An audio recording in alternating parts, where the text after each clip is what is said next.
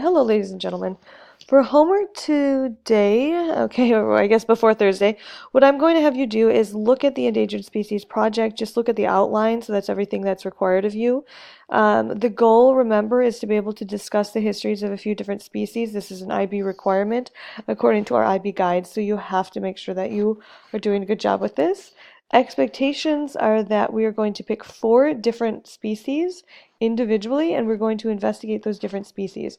But those species have to meet certain requirements. So first off, 1 must be extinct, 1 must be critically endangered, 1 must be endangered, and 1 must be threatened. So those are the assessment statuses of the different organisms. Now, it's not only the assessment status that's going to be different, the taxonomy of each organism is going to be slightly different as well.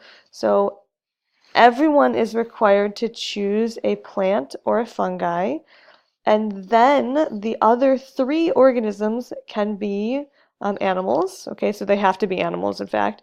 They're going to be chordates, and they're going to either be avian, amphibian, reptilian, or mammalian. So it has to be a bird, an amphibian, reptile, or mammal. Okay, just to go over quickly the taxonomy information, because it seemed like some people had forgotten. Okay, don't worry about this. We'll go over this on Thursday or Friday, whenever I see you next, depending on the class.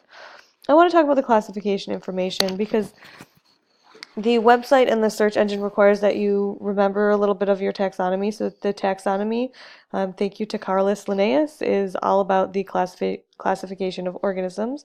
So just trying to organize all of the living things on Earth based on how things are related to one another. So it's kind of like if we look at families and we talk about like cousins and aunts and uncles, etc. And your second cousin once removed. Okay, it's just the same idea. We're just looking at different living things on Earth and trying to figure out how they're related. And we do that at different levels. So we can look at kingdoms. So kingdoms are huge groupings. So this kingdom for the orca is all animals. Okay, Animalia, that's huge. The phylum is Chordata, which we typically refer to as chordates. When we think of chordates, it includes all the vertebrates, but really there's a more specific qualification. So that's that it has a notochord, which is like a cartilaginous rod within its body at some point within development, but it definitely includes all of the adult vertebrates. Okay. Then class. So class we will be using, so this class is Mammalia. So those are all mammals. Remember, mammals are things that, produce milk for their young. Then the order for this is Cetaceae, so that's a cetacean, which you might be familiar with that group of organisms. Okay. The family is Delphinidae, kind of sounds like dolphin, right? So Delphinidae. Family groups are very common to look at as well, and I think that some people looked at them even when they were doing their dichotomous key. And then here it says genus, so the genus is Orcinus. So Orcinus, and the species here says Orca. So some people refer to these 2 parts separately. So the genus, okay, there could be other organisms within the same genus. So our genus is Homo. So we are Homo sapiens, but there's been other organisms within the genus Homo, like Homo erectus, okay, though they don't exist today. So there's other organisms within the same genus, but the species, I'm going to be a little picky here and I'm going to critique this because the species name, the actual species name, should include the genus and the specific epithet. So this last part that's kind of tacked on after the genus is referred to as well as the specific epithet. So the true species name should be Orcinus orca, just to get both of those parts together. So this part plus this part. So like we said, taxonomy is just the classification of organisms. So it's similar to looking at your family and thinking about the relationships between one another. A taxon is a taxonomic group, so the plural is taxa. I know that's a little confusing, but it's just what it is. And that's like a species or a family grouping for the animals. For us, if we think about families and just how you organize your family, you might talk about the different groups like, oh, all the grandchildren or all the cousins or, the grandparents, etc. So we use this, similar ideas when we talk about our own families, just so you know. So it's not totally crazy. I think it was a crazy idea to try and organize all the living things on Earth, but, some people like to take on big jobs within their life. So let's see. Now I already clicked there. Now we're going back to the internets. All right. So I filled this in because I was doing a little example, but I'm going to go through it with you, and I'll just delete this. So I emailed the link to this spreadsheet. So this spreadsheet is where you're going to record the organisms that you are choosing. There are no repeats. So if someone already has the organism, then an organism, you cannot pick the same organism. Okay, so you need to write your name. Okay, full name, please, just so that we're being clear. And then we're going to return to see, I was already looking at it, to this website. So this is the IUCN Red List website. We're going to, it's taking a long time there. Going to take a look at the search engine. I'm going to clear this for now. Hopefully, it's been a little slow. The two areas where we have to look are taxonomy and assessment. So you can feel free to look at some of the other areas as well if you want to. So we said that one of our organisms has to be a plant. So I'm going to start with plants. All right, let me see. You can open up. I mean, generally it just says it has to be a plant. Man. Okay, it's being a little slow here. I mean, I don't know. I'm not going to be too picky about this. I'm not sure I want a bryophyte, but that's okay. We'll move this over. For some reason, this is like occupying the search criteria, so you have to click it if you are making your selections, but for some reason it doesn't show up all the time immediately. But usually if you click, maybe it's just because my computer's being super slow, but usually if you click off of it, man, this computer is kind of killing me right now. Wow. Okay. Whew. So it does say that I did select plant, so that's good. I'm not actually going to choose a system or a habitat, but I have to choose an assessment. Oh man, okay.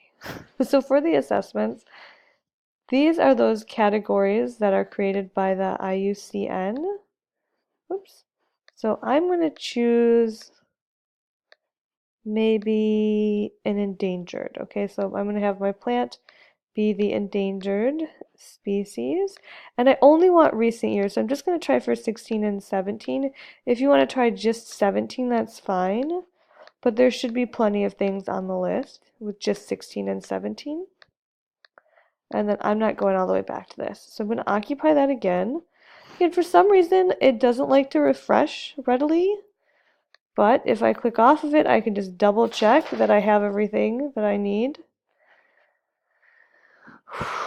Okay, this is testing my patience right now. Okay, perfect. So it has everything that I'm supposed to have. So I wanted a plant. I said this one's going to be endangered, and it's just 16 and 17. So I'm going to run my search. Okay, so come on, computer. Woo!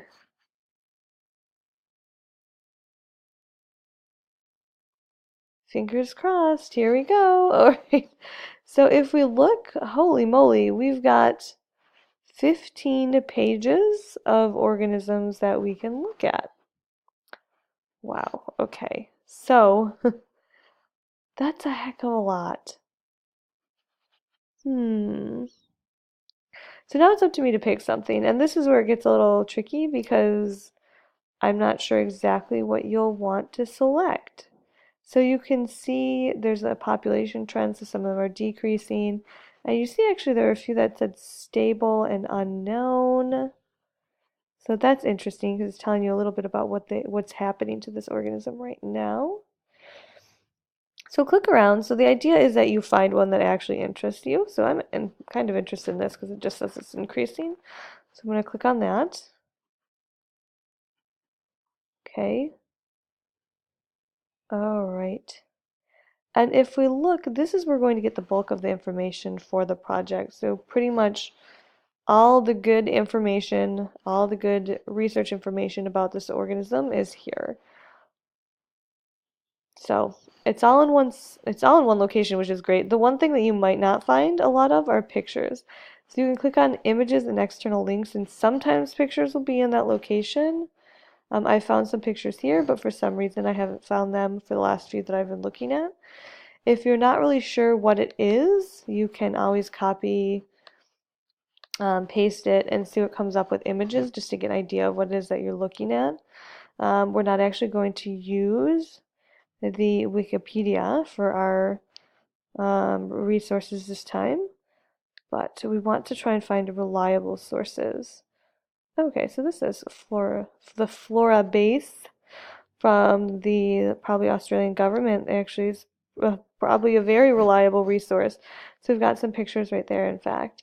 Perfect. So if I'm happy with this, then I'm going to just copy the species name. So we got the genus and the species, and I'm going to put it in here. And oh my gosh, what did I say that one was? Okay, that was my endangered. Okay, perfect. So for endangered, I'm going to copy that one there. I'm going to make a note that this is my plant. And I want you to make sure you do this. It just makes it easier for us to keep track of and for me to make sure that you have everything you need as well. And for you to make sure you have what you need. So perfect. We have that done. Once you have the genus and species recorded, you will definitely be able to find this again on the website, so don't worry. You can click around, there's tons of information. So this is a full account, you can get more information even there. Perfect. But my computer's still being kind of slow, so I'm just going to go to the search engine. Maybe it's slow because I keep clicking on a million things, and you're not supposed to do that, but I'm doing it anyway. Okay. So now I'm going to my search engine. I have my plant or fungi taken care of, so I chose plant instead of fungi. You can choose fungi if you want. I have my endangered thing taken care of, so I'm going to clear this. Right, so clear my search criteria, and then we'll do one more together. So we said the next three are going to be, they're going to be animals. So we're going to go to our taxonomy. Hopefully my search criteria is cleared. Come on.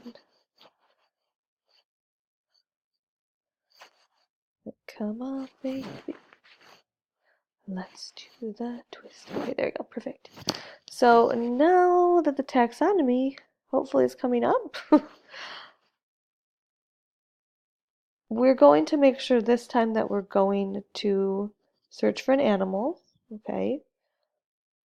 And remember, you need to have, for your animals, there's no repeats within the group, so you can have, a mammal. Let's see. Why do I keep going back? So here we go. Oops. I don't want to click on all of it, actually. I just want to open it up. So you can have a mammal, a reptile, an amphibian, and or a bird. So here we go. We are all looking at chordates. So we're going to open that up. So all of those things, they have a backbone. So we're just opening up the chordates. So we have reptiles, reptilia, we've got mammals, mammalia, we've got amphibia, and we've got, aves, as we would say in English. So that would be our options. So it's up to you. If I want to start with a reptile, okay, I'll click on reptile. I'm going to populate my search criteria there. Hopefully it's done. I'll click off of it and hope for the best. And I'm going to go to my assessment because remember, I already used, if I'm not mistaken, I already used endangered, so I don't need endangered. I need extinct, critically endangered, or threatened to vulnerable. So I might just say this is going to be extinct. I'm going to find one that's gone extinct in the last couple years. Click off all the rest of this jazz. All right. Getting my clicking finger a workout here. Perfect, perfect, perfect. Okay, I'm going to populate the field. And again, I don't know why, but it's so weird that it doesn't populate instantly, but I'm going to check off just to make sure because I like to double check myself. Perfect. So that's exactly what I was hoping for. So I'm going to run my search.